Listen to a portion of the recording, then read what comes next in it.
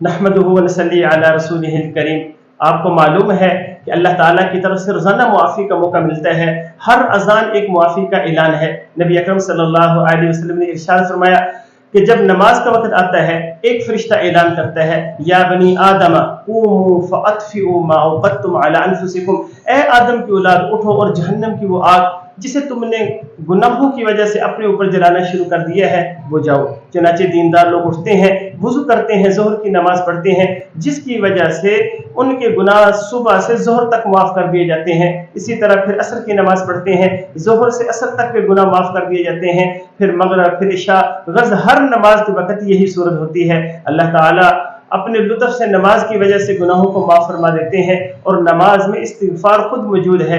इसलिए सगीरा कबीरा हर किस्म के गुनाह इसमें दाखिल हो जाते हैं, बशर्ते कि दिल से गुनाहों पर नदामत हो। अस्सलामु अलैकुम।